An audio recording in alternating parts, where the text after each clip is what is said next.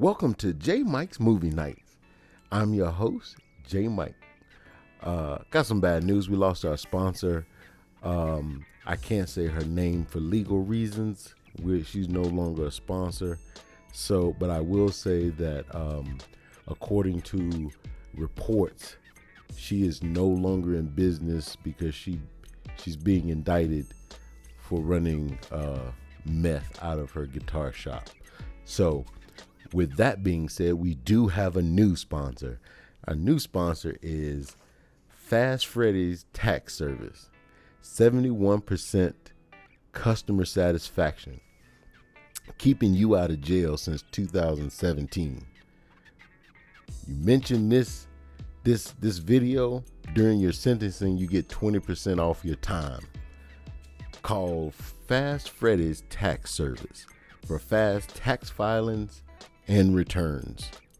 You can reach them at 1-900 I got my taxes back. That's 1-900-446-89725. They're located in a green and brown RV Monday, Wednesdays, and every other Saturday.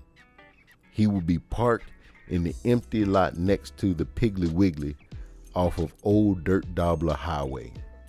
That's Fast Freddy's Tax Service. 71% customer satisfaction. You're only getting 71%, but it's better than 70%. I don't know.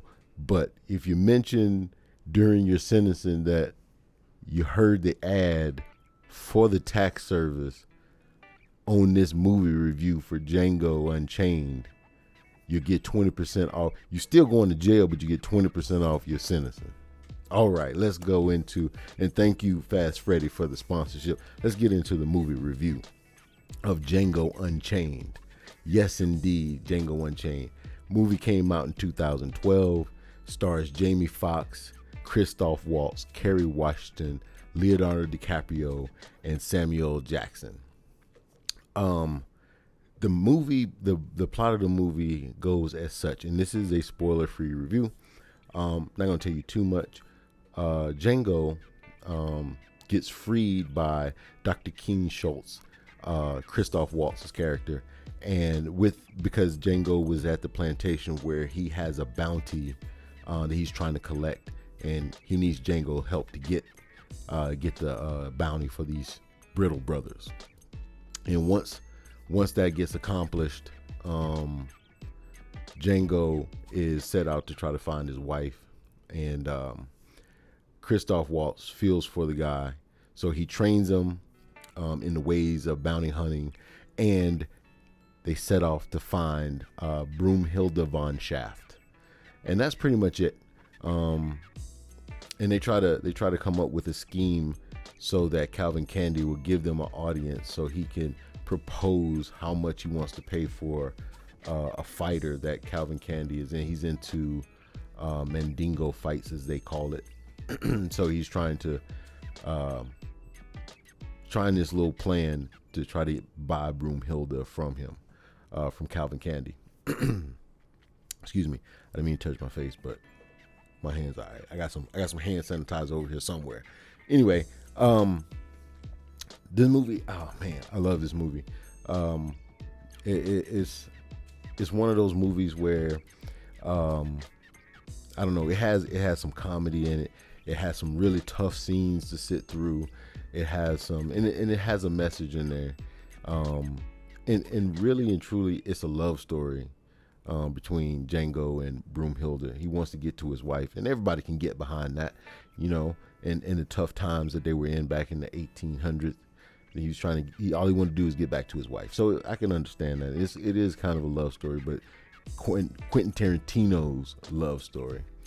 Some fun facts real quick. I'm not going to keep you guys too long tonight. Fun facts real quick. Michael K. Williams from The Wire, if you're familiar with The Wire, and Will Smith were up for the part. I didn't know Michael K. Williams was up for the part. I did know Will Smith was. Tom Wompat.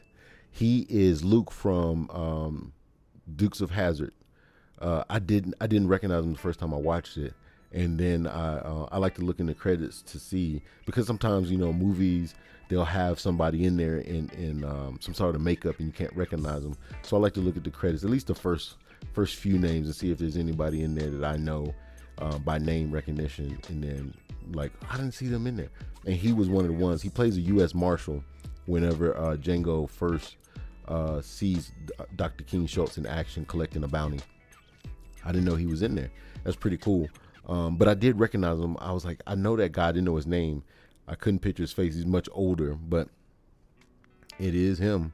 And that was pretty cool to see him do a cameo. There's another cameo in there by Jonah Hill. Jonah Hill's in there during the Ku Klux Klan hood scene, which was pretty funny. It was played for laughs.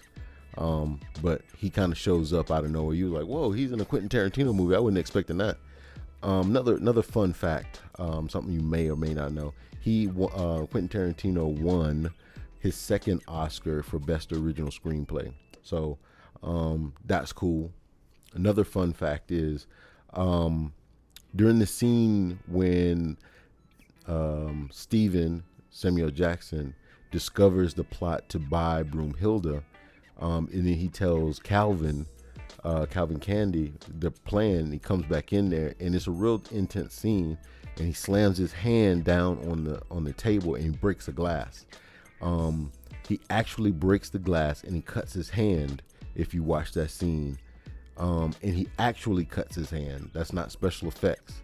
And then it's even more kind of like, whoa, when he, in the movie, he smears the blood on Kerry Washington's face, and the look on her face, you're thinking that all this is part of the movie, and she's just, she's frightened and scared of what he could do, because she knows what he can do.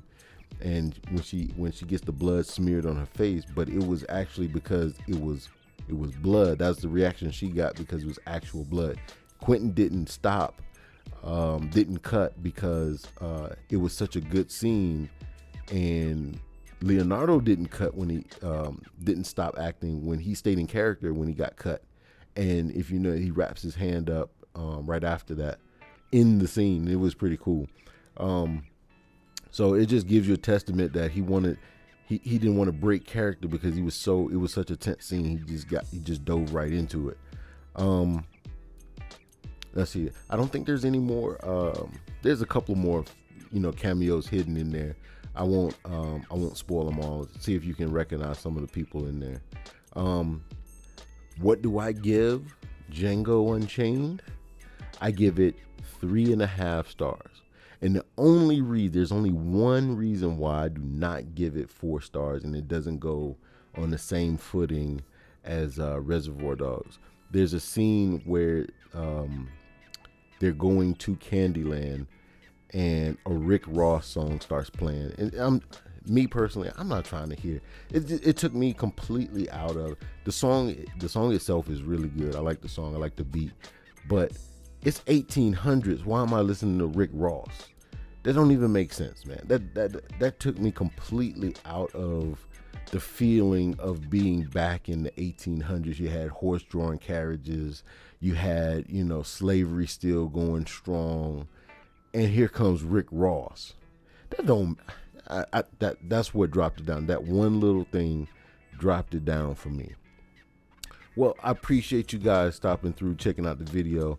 If you like the video, please share it on all social platforms. And if you haven't subscribed, please subscribe. Just a PSA real quick. Wash your hands, follow the guidelines, social distancing. Don't go out unless you need to, unless you're one of the essential workers, which we really, really appreciate you guys doing what you do. Take care of yourselves is the main thing. Take care of your family and be safe. This has been Jaymike'S Movie Nights. Peace.